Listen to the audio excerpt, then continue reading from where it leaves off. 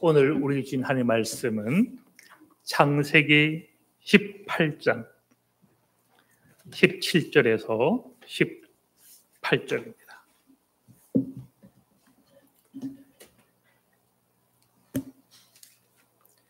창세기 18장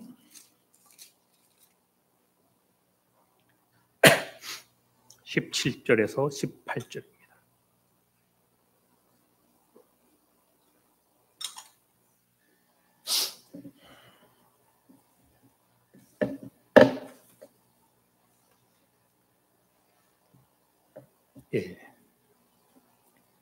창세기 18장 17절에서 18절 받들어 봉독합니다. 여호와께서 이르시되 내가 하려는 것을 아브라함에게 숨기겠느냐. 아브라함은 강대한 나라가 되고 천하 만민은 그로 말미암아 복을 받게 될 것이 아니냐. 아멘. 오늘 이 시간은 같은 본문이죠. 지난주 나누었던 축복의 통로. 축복의 통로를 정확히 다른 차원에서 보면 하나님께서 우리를 만나시는 세 차원이 있습니다. 부름, 세움, 보냄. 이 셋 가운데 축복의 통로는 몇 번째이겠습니까? 세 번째죠, 세 번째. 하나님은 우리를 만나시고 부르신다는 것이죠. 부르시는 우리를 붙잡아 주시고 세우신다. 세움으로 끝이 나는 것이 아니라 우리를 무엇하기 원하신다라는 겁니까? 세상 가운데 보내어지는 축복의 통로. 그런 까닭에 이 보냄은 축복의 통로의 다른 설명인 거죠. 우리가 축복의 통로가 되기를 원합니까? 그러면 우리는 무엇 해야 됩니까? 보내어져야 하는 것이죠. 다만 보내어지기만 하면 되는 것이 아니라 이것은 세 번째 차원이더라. 그저 보내어지면 그 보내어짐 가운데 무엇이 발생할 수밖에 없겠습니까? 보내어졌는데 폭력적, 보내어졌는데 거기 미움과 시기와 질투와 분쟁이 있더라라는 것이죠. 중요한 것은 어떻게 보내어지는가가 중요하죠. 그런 까닭에 우리는 오늘 이 시간에 성도가 있어야 될 이 세 차원, 과연 우리에게 있는가?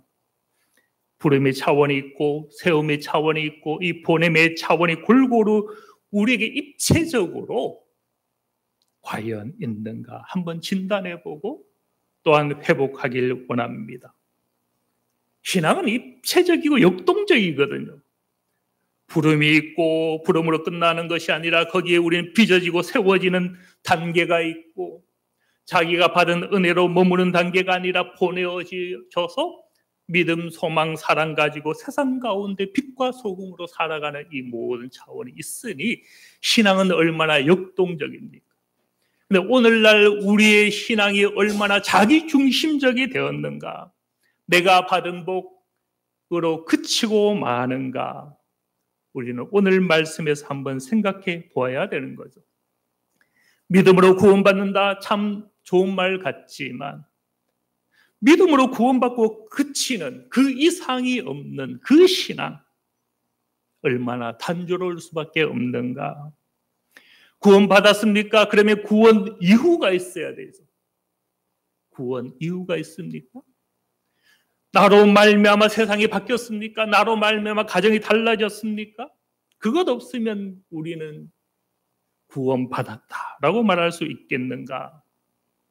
하늘나라 이유도 있어야 되죠. 여러분 천국 가면 전부입니까? 과연 그렇습니까? 천국 가서 자기만을 위하여 살다가 주님을 믿었다는 그 이유 하나로 천국은 갔어요. 근데 남들은 거기서 왕노릇하고 행할 때 개털 모자 쓰고 앉아있겠느냐. 구원 이유, 하늘나라 이유도 우리에게 있어야 되는 것. 우리에게는 무엇이 있습니까? 부름, 세움, 보냄 이 세 차원. 오늘 이것을 이 시간에 함께 묵상하길 원합니다. 말씀하시죠. 여호와께서 이르시되 내가 하려는 것을 아브라함이 숨기겠느냐. 구름 세움 보냄 가운데 이 차원은 무슨 차원인 것 같습니까? 이르시되 말씀을 건네시는, 교제하시는, 만나시는, 우리를 불러주시는 그 하나님. 나의 하려는 것을 숨기겠느냐. 당신을 드러내시는, 소통하시는, 만남이 있는, 이것을 우리는 여기서 부릅니다. 부르신 하나님은 또한 무엇 하시길 원하십니까? 우리를 붙잡아 주시고 임마누엘 함께 하시고 세워주시길 원하시는 하나님이 되시죠. 그 표현이 여기서는 강대한 나라가 되고, 물론 이 단어는 좀 이따 나중에 보겠습니다만 이 강대하다라는 이미지가 어떤 힘을 가져서 남을 위하여 군림할 수 있는 그런 의미로서 강대한 나라는 아닙니다. 세 번째, 하나님을 만났습니까? 우리가 세워졌습니까? 그것으로 끝이 나면 되겠느냐라는 그 세 번째 차원이 있죠. 천하 만민은 그로 말미암아 복을 받게 될 것이 아니냐. 하나님의 비전이죠. 이 하나님의 비전이 우리 안에 있습니까? 이 비전이 있으면 지금 내 옆에 좌우에 혹시 원수된 관계는 없습니까? 나로 말미암아 천하 만민이 복을 받게 되는 이 비전을 품기 위해서는 먼저 우리 안에 우리 가까이 있는 관계부터 달라져야 되는 것이, 우리는 그것을 위하여 과연 보내어지는가라는 것. 오늘 말씀이 이 17절 18절에 굉장히 짧은 말씀이지만 이 말씀 안에 무엇이 있어요? 부름이 있고 세움이 있고 보냄이 있죠. 제가 여기 다 보이나요? 지금 컬러가 안 나오는 거죠. 예. 예. 이 수리가 아마 이게 수명이 어느 정도 다 된 것 같아요. TV로 바꾸든지 한번 해봐야 될 것 같습니다. 예. 그러시면 보이죠? 제가 부름, 세움, 보냄. 이것은 신학적으로 어떻게 만들어낸 것이 아니라 성경의 성령의 감동함을 통하여 우리가 보기만 하면 그것을 볼 수 있는, 하나님은 그렇게 하나님의 백성을 만나고 계시더라. 부르신 자와 교통하시죠. 세우신 자를 통하여 번성하며 열매 맺는 삶을 살기 원하시죠. 그 열매를 가지고 나누기를 원하더라. 너만 복된 인생이 될 것이냐? 나는 너를 통하여 이 세상 만민을 품기를 원한다. 다만 사실 부족한 것은요, 부름, 세움, 보냄, 그 다음의 차원이 19절에 있는데 그건 다음 시간에, 다음 주에 함께 더불어 묵상하길 원합니다. 우리는 과연 어떻게 축복의 통로가 될 수 있을까요? 과연 우리로 말미암아 천하 만민의 복을 받는 그것은 어떻게 될 수 있을까요? 그 말씀을 보여주는 것이 19절입니다. 다만 오늘 이 시간은 우리 부름, 세움, 보냄 여기 좀 더 집중하기를 원하는데요. 부름은 조금 해석하면 어떤 의미일 것 같아요? 이미 나누었습니다만 하나님과 나 사이가 만났으니 관계의 문제죠. 교통의 문제죠. 우리는 교통하면 뭐 차를 생각하지만 차는 결국 무엇합니까? 이동을 해서 누군가를 만나는 사건이잖아요. 교통한다. 거기는 또한 무엇이 있습니까? 하나됨이 있죠. 부름은 굉장히 어떤 의미에서 건조한 단어가 될 수 있지만 거기는 관계가 있고 교통이 있고 만남이 있고 하나됨이 있어.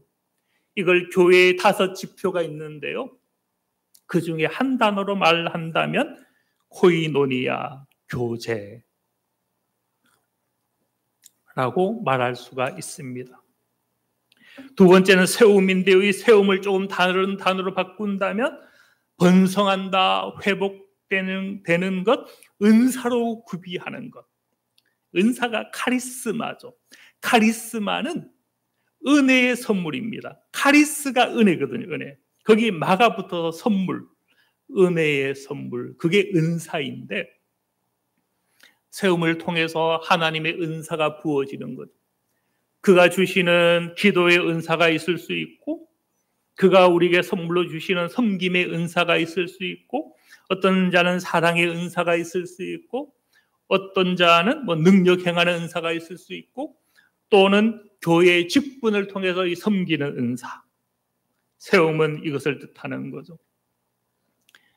부름에서 하나 되는 것이 강조된다면 이 세움을 통해서는 어떤 의미에서 세움의 자리가 주로 교회, 모이는 교회 예배와 교제를 통하여 이루어지다 보니 이것은 주님의 몸된 교회를 뜻하는 것이기도 합니다. 교회는 무엇이 있습니까? 가르침이 있고 예배가 있죠. 그래서 교회 5표지 중에 부름에는 조금 전에 코이노니아 교제가 있었다면 여기서는 디다케 가르침이 있고 레이투르기아 예배가 있죠. 오늘 우리 이 예배를 통하여 하나님의 음성이 들릴 때 그 말씀은 우리를 세워질 수가 있는 거죠. 우리의 찬양을 통하여 우리 영이 세워질 수 있는 것이고 이 모든 또한 우리가 교제함을 통하여서 서로를 세워가는 것이 오늘 이 시간 이 자리인 것이죠. 세 번째 보냄. 보냄은 다른 말로 무슨 표현이 가능할까? 사역? 디아코니아 섬김. 전도도 포함되겠고 사도가 되는 것. 우리가 사도가 된다라고 생각, 어떻게 우리가 12사도 가운데 그 사도의 명칭을 우리가 가져올 수 있을까? 이 사도는 보냄받은 자라는 의미이기 때문에 우리가 보내어지는 순간 우리도 사도적이 되는 것, 사도적 교회가 되는 것. 내가 나를 지향하지 아니하고 옆 사람을 바라보고 하다못해 전화를 하든지 문자를 보내든지 아니면 눈을 마주치든지 그 모든 것은 보냄의 하나의 차원이죠. 이걸 교회의 5 표시 가운데 증인과 봉사, 증인과 섬김이라고 할 수가 있습니다. 제가 지금 하면서 보니 조금 첫 시작을 너무 어렵게 한 것 같아요. 교회는 크게 5가지가 있습니다. 5가지. 어떻게 보면 제가 볼 때 가장 중요한 겁니다. 교제. 하나님과 나 사이의 교제가 있고 성령 하나님과 예수님과의 만남 교제가 있고 그 안에서 우리와 우리의 교제가 있는 것. 코이노니아. 그리고 2번째 세움에서는 가르침과 예배. 디다케와 레이투리기아가 있다 했죠. 마지막 보내어지는 곳에 우리는 증인으로 살아가는 삶이 있고 거기는 봉사가 있다. 우리가 이 코이노니아라는 단어는 신앙생활을 하면서 쉽게 접합니다. 근데 무슨 단어를 놓치고 있는가 하면 디아코니아라는 단어를 놓치고 있어요. 섬김. 섬김은 중요하죠. 주님께서 이 땅에 오신 것 자체가 무엇입니까? 세상을 섬긴 거잖아요. 종의 형상을 가지고 이 땅에 오셨으니 사람의 형상으로 오셨으니 그것이 섬김이죠. 근데 우리는 이 디아코니아라는 단어가 왜 우리 삶 가운데 생소하게 되었을까? 디아코니아, 섬김. 이것은 단지 교회를 위하여 섬기는 차원을 벗어 있지. 그것은 어떤 차원에서 가족을 섬기는 것이 될 수 있고 이웃사회의 아픔과 함께하고 기뻐하는 자와 같이 노래 부를 수 있고 슬퍼하는 자와 함께 울어주는 이 모든 차원이 섬김 디아코니아죠. 바로 이 짧은 17절, 18절에 교회의 5 지표가 다 있고 부름, 세움, 보냄이 있죠. 이 3가지가 그렇게 중요한 까닭에 아브라함에게 하나님께서 그렇게 3가지로 만나고 계시다면요. 아브라함이 있기 전에 누가 있었습니까? 성경에 가장 근원적으로 누가 있었죠? 아담, 하와. 제가 설교에서 아담 하면 그 안에 누가 되어 있는가 하면 하와가 포함되어 있고 더 넓게 말하면 온 인류가 포함되어 있죠. 아담이다라는 말은 아담아, 흙, 사람을 뜻하기 때문에 그 단어 안에는 하와도 심지어 우리도 다 포함된 거예요. 아담이 타락했을 때 그것은 동시에 그 안에 있던 나도 함께 타락하는 거예요. 아담 때문에 우리가 망한 게 아니에요. 내가 그 어떤 의미에서 그 안에 있었던 거예요. 그 아담을, 새로운 아담, 마지막 아담 예수 그리스도께서 십자가 지시고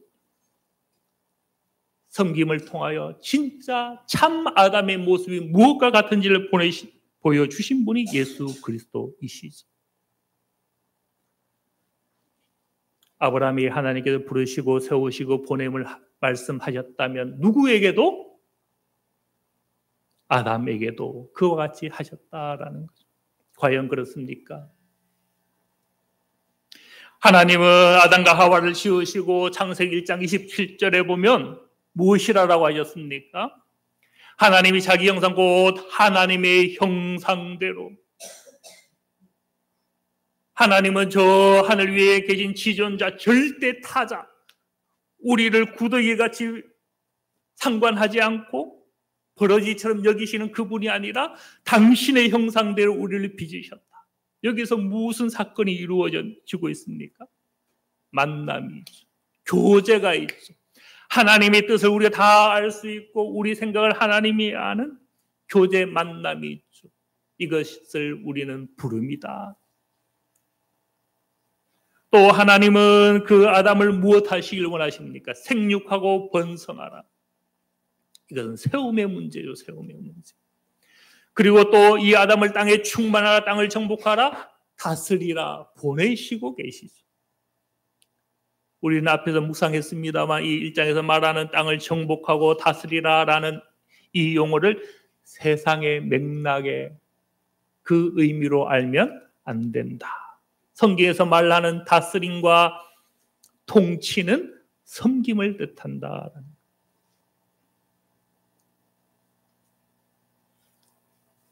하나님의 다스림은, 예수님의 다스림이 무엇이었습니까?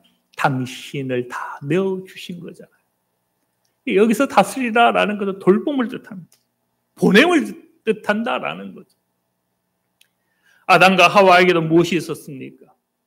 부름이 있고 세움이 있고 보냄이 있더라. 오늘 우리가 다 아담이고 다 하와인데 우리는 이 세 지평이 있습니까? 한번 자기 삶을 한번 진단해 보세요. 하나님과 만남의 깊은 관계로 들어가고 있습니까? 아닙니까? 세움의 자리에 오늘 우리는 있습니까? 빚어지고 있습니까? 그리스도의 형상, 하나님의 형상을 우리는 빚어지고 있느냐? 우리는 보내어지고 있습니까? 꼭 자기 중심적으로 그치고 그렇게 살고 있지는 않습니까? 땅에 충만하라, 정복하라, 다스리라. 하나님은 우리를 그렇게 보내고 계시죠. 누구에게도, 아담에게. 오늘 이 17절과 18절 말씀이 아브라함에게만 한정한 말씀이 아니다라는, 이미 아담에게 주셨고 온 땅 가운데 주신 하나님의 음성이더라. 그러면 우리는 질문할 수 있죠. 그렇다면 왜 아담과 하와는 실패했는가라는. 아담과 하와가 왜 실패했어요? 이미 첫 번째 차원에서 깨어졌어요. 하나님을 만나고 하나님의 음성을 듣고 하나님과 교통하는 관계로 살아가야 함에도 불구하고 창세기 3장에 보면 철저히 깨어지는 모습을 보여주죠. 창세기 3장 1, 2, 3절에는 뱀과 하와의 대화가 나타나죠. 여기 보면요, 우리말로 무지막지하게 하나님의 관계가 단절되는 게 나타납니다. 2장에 보면 하나님은 아담과 하와와 약속하시죠. 너희는 이 에덴 동산에서 어떻게 살아갈 것을 말씀하셨죠. 그런데 먼저 이 뱀이 하와에게 말을 건넬 때에 동산의 모든 나무의 열매를 먹지 말라 하더냐. 여기서 뱀은 하나님께서 아담에게 하셨던 말씀 가운데 무엇하고 있습니까? 선악과를 먹지 말라 했지 모든 나무 열매를 먹지 말라라고 하지는 않았죠. 그런데 여기 뱀은 하나 살짝 더 해버리죠. 모든을 넣어버렸죠. 이것을 받은 하와는 어떻게 합니까?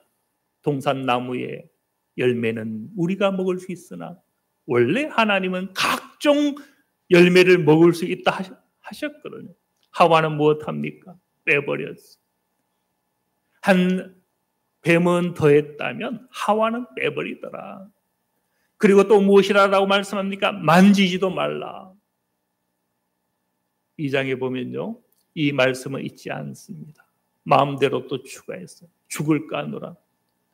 죽으리라 했지 죽을까 하노라도 아니에요. 축소했지. 그렇게 보면 아담과 하와는 무엇하고 있습니까? 하나님의 말씀을 완전 단절의 사건이 여기 나타나고 있죠. 자의대로 더하고 빼고 곱하고 나누는 사건이 있더라. 하나님과 멀어지는. 아담과 하와의 타락이 왜 왔다라는 거요? 부른 만남 교제가 깨어지는 여기부터 시작이 되고 있는 것을 보게 되는 것이죠. 그런 까닭에 아담은 이것을 못했어요. 너로 말미암아 천하 만민이 복을 받는 그 반대가 되고 말더라라는 것이죠. 마지막 아담인 예수 그리스도는 아담의 길과 너무 달랐죠. 성경에 어떻게 증명합니까? 주님께서 새 아담 마지막 아담으로 오셔서 이렇게 하셨죠. 요한복음 14장 10절 이하에 보면 내가 아버지 안에 거하고 아버지는 내 안에 계신 것을 너희가 믿지 아니하느냐. 아담과 하와의 길과 너무 달랐더라라는 거예요. 내가 아버지 안에, 아버지는 내 안에. 그래서 이렇게 말하죠. 말씀하죠. 내가 너에게 이르는 말은 스스로 하는 것이 아니라 아버지께서 내 안에 계셔서 그의 일을 하시는 것이라. 주님의 말씀은 아버지의 말씀이었고 아버지 말씀이 곧 주님의 말씀이었죠. 누구와 다릅니까? 아담과 하와의 말과 너무 다른 거예요. 아담과 하와는 자의대로 말했죠. 마음대로 더하고 빼고 곱하고 나누었죠. 그런데 주님은 결코 그렇게 하지 않았죠. 나의 뜻대로 마옵시고 아버지 뜻대로 하옵소서. 아버지가 당신 안에 거하고 당신이 아버지 안에 거하는 그것을 택하셨더라. 그날에는 내가 아버지 안에 너희가 내 안에 내가 너희 안에 있는 것을 알리라. 주님은 무엇에 집중했습니까? 부름 세움 보낸 가운데 부름 만남 교제 그렇게 하나 되는 것에 집중하셨죠. 첫 아담과 완전히 다른 길을 걷고 계시더라. 우리가 주님을 믿는다라는 것은 이것을 뜻합니다. 주님께서 아버지 안에 계셨던 것처럼 우리도 아버지 안에 주님 안에 그 말씀 안에 거하는 것. 그 안에서 우리도 서로 하나 되고 우리도 서로 안에 거하는 것. 너의 근심이 나의 근심이 되고 너의 즐거움이 나의 기쁨이 되는 이 부름의 차원. 이 차원이 주님에게 충만했고 우리가 주님을 믿는다면 우리도 이것부터 회복해야 되는 것이죠. 그런데요. 아버지 안에 간다라는 게 쉬울까요? 어려울까요? 주님께서. 어렵습니다. 아버지 말씀이 나의 말이다라는 게 너무 어려운 거예요. 왜 그런가 하면 아버지 말씀이 무엇인가를 한번 볼까요? 이것이잖아요. 아버지 말씀이다라는 것은 지금 주님은 신약이기 때문에 구약의 말씀이 아버지 말씀인데 이 아버지 말씀은 이 아들을 무엇으로 보내고 있는가 하면 많은 말씀이 있지만 먼저 이사야의 말씀을 보면 내가 붙드는 나의 종이래. 메시아. 내가 너에게 메시아를 보낼 것인데 그 메시아는 무슨 형상으로 보내어진다라는 겁니까? 종. 고난받는 종으로. 그는 상한 갈대를 꺾지 아니하며 꺼져가는 등불을 끄지 아니하고 어떻게 보면 너무 연약해 보이고 초라해 보이고 볼품없는 그래서 이사야 52장 13절은 보라 내 종이 형통하리니 근데 그 형통한다라는 것이요 종으로 형통하다라는 의미입니다. 전에는 그의 모양이 타인보다 상하였고 그의 모습이 사람보다 상하였으므로 주님께서 아버지 안에 거하고 아버지 뜻이 당신의 뜻이 된다라는 것은 당신이 종의 형상을 입고 종의 순종으로 살아가야 된다라는 것을 뜻하는 거죠. 그 말씀의 정점이 이사야 53장 전체죠. 제가 욕심이 나면 이 53장을 여기 다 하길 원했는데 그러다 보면 오늘 설교가 언제 끝이 날지 몰라서 조금만 보겠는데요. 그 메시아를 어떻게 이야기합니까? 그는 주 앞에 자라나길 연한 쑥 같고 마른 땅에 나온 뿔기 같아서 고운 모양도 풍채도 없은 즉 우리 보기에 훌무한 말한 아름다운 것이 없도다. 우리는 예수님의 형상을 영화로 많이 봐서 멋있는 이 서양인의 모습으로 보지만 예수님은 결코 흠모할 만한 그런 형상으로 오시지 않았다라는. 그는 멸시를 받아서 사람에게 버림받았으며 강고를 많이 겪었으며 질고를 아는 자라. 멸시를 당하셨죠. 버림을 받으셨죠. 강고와 질고 너무 고상한 표현입니까? 병을 지시고. 주님이 어떻게 보면요 천식이 있었을 수 있는 거예요. 주님도 우리처럼 비염을 앓았을 수 있고요. 질고 질병을 아는 자라 그런 몸으로 오셨다라는 거예요. 우리도 그를 귀히 여기지 아니하였도다. 그가 찔림은 우리의 허물 때문이고 그가 찔림을 이야기하죠. 그가 상함을 이야기하죠. 그가 징계를 이야기하죠. 그가 채찍을 이야기하죠. 아버지 뜻이 내 안에 있습니다 라고 하셨는데 그 아버지 뜻이 종으로 받는 고난의 종이더라라는 그걸 주님께서 순종하신 거예요. 누구와 달랐다라는 거예요? 아담과 하와와 너무 달랐더라라는 거예요. 이사야는 이제 그만 보고 싶은 잠깐 보고 마무리를 해야 될 것 같은데 마무리하기에는 할 이야기가 더 많아서 한번 보겠습니다. 시편에 보면 많은 주님이 당하실 고난에 대한 말씀이 있지만 그것만이 아니라 이런 말씀도 있습니다. 주께서 내 귀를 통하여 내게 들려주시기를 제사와 무엇을 기뻐하지 않으신다? 제사와 예물을 기뻐하지 아니하시며 번제와 속죄제를 요구하지 아니하신다. 구약의 하나님, 율법의 하나님이고 율법에는 제사가 있잖아요. 그런데 그것을 기뻐하신다? 아니다. 무엇을 원하실 것 같아요? 내가 황소의 피를 마시겠느냐? 염소의 피를 즐기겠느냐? 아니다라는 것. 7절에 말씀하죠. 그때 내가 말하기를 내가 여기 있나이다. 내가 왔나이다. 나를 가르쳐 기록된 것이 두루마리 책에 있나이다. 나의 하나님 내가 주의 뜻 행하기를 즐기오니 주의 법이 나의 심중에 있나이다. 무슨 말씀입니까?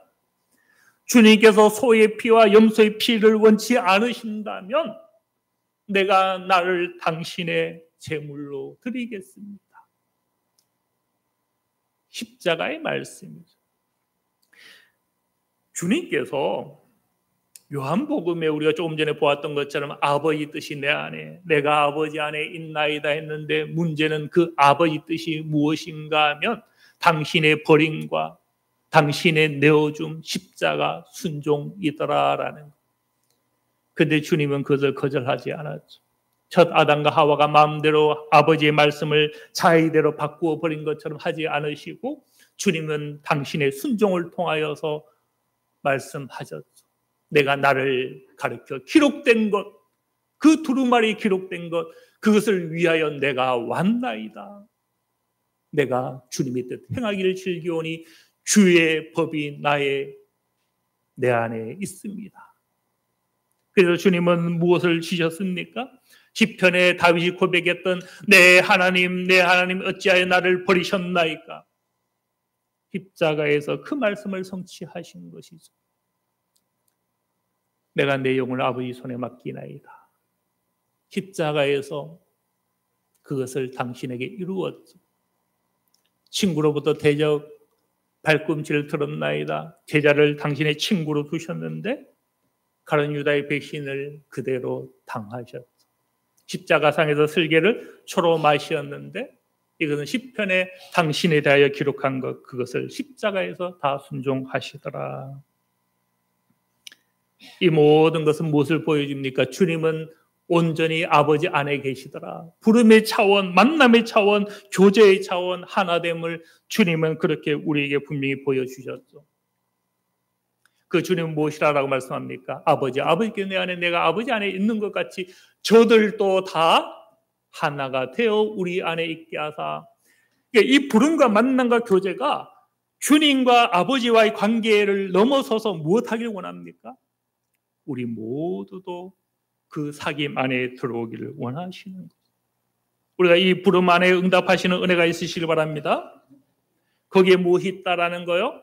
강대한 나라가 되고, 다만 이 강대하다라는 이미지가 오늘 이 땅에는 문제가 많아요. 강대하니까 남을 지배하죠. 남을 누르기가 쉬운 거죠. 하나님의 복을 내가 받았으니 이 복을 가지고 세상에 자랑하기가 너무 쉬운 거죠. 근데 성경에 말하는 이 강대하다라는 건 두 단어가 합친 겁니다. 아춤과 가돌이 합친 건데, 아춤은 많다라는 것이고 가돌은 크다라는 겁니다. 다르게 말하면 번성을 뜻합니다. 열매를 뜻하는 거예요. 열매. 하나님은 우리가 무엇하기를 원하신다라는 겁니까? 열매 맺기를 원한다라는, 세워지기를 원한다라는 거예요. 그래서 성경을 가만히 보면 이 세워짐이 어떻게 되는가 하면 먼저 함께하심 임마누엘이 있고, 그리고 강성함이 있는 거예요. 다윗이 점점 강성해지더라. 이것은 번성 가도를 뜻하는 거예요. 강성이 뭐 힘을 가지고 누굴 누르는 차원이 아니다. 왕하 18장 7절에 여호와께서 그와 함께 하시니 그가 어디로 가든지 형통하더라. 히스기야. 하나님은 그렇게 우리를 세우기를 원하죠. 너희가 내 안에 가고 내 말이 너희 안에 가면 무엇이든지 원하는 대로 구하라. 그리하면 이루리라. 이것도 마찬가지입니다. 먼저 교제가 있고 만남이 있고 관계의 회복이 있는 그 안에 우리의 세움을 하나님은 우리에게 주시기를 원하시더라. 마지막, 이 모든 세움은 결국 무엇을 위해 있다라는 겁니까? 너로 말미암아. 왜 내가 너를 부르고 너를 만나고 너를 세웠는가? 너로 말미암아. 저 죽어가는 영혼, 너로 말미암아 저 고통받는 저 영혼, 전쟁의 아픔 가운데 참상 가운데 있는 그 눈물 있는 그 영혼, 너가 평화의 사도가 될 수 있겠느냐? 줄이고 목마른 자에게 너가 물을 주고 위로자가 될 수 있겠느냐? 그렇게 축복의 통로, 보냄을 위하여서 하나님 우리를 부르고 세우고 있는 거죠. 그런데 주님 당시 바리새인들은 무엇했어요? 화 있을진저 외식하는 서기관들과 바리새인들이 너는 천국문을 사람들 앞에 닫고 너희도 들어가지 않고 들어가려 하는 자도 못하게 막았다. 혹 오늘 교회는 그런 위치에 있지 않습니까? 가난한 성도, 교회를 떠난 성도가 많아졌죠. 왜 떠났습니까? 하나님이 안 계셔서 떠났습니까? 교회 때문입니다. 목사 때문입니까? 목사 때문입니다. 우리 성도, 우리 직분자들 때문입니까? 그것도 맞는 거예요. 우리는 오늘날 현대판 서기관들과 바리새인은 아니냐라는. 우리는 무엇 해야 됩니까? 너로 말미암아. 복의 통로가 다 되시기 바랍니다. 그러기 위해서 먼저 무슨 관계? 부름과 만남의 교제의 관계 회복해야 돼요. 그 안에 새롭게 빚어지는 세움의 관계로 들어가야 되죠. 그리고 마지막, 하나님의 비전, 너로 말미암아. 이제 우리 자신은 지금까지 나를 위해 많이 살아왔잖아요. 인정하시죠? 예, 안 하셔도 뭐 어쩔 수 없고. 이제는 나로 말미암아. 세상이 달라지. 세상은 너무 큽니까? 나로 말미암아 좀 가정이 달라지면 어떨까요?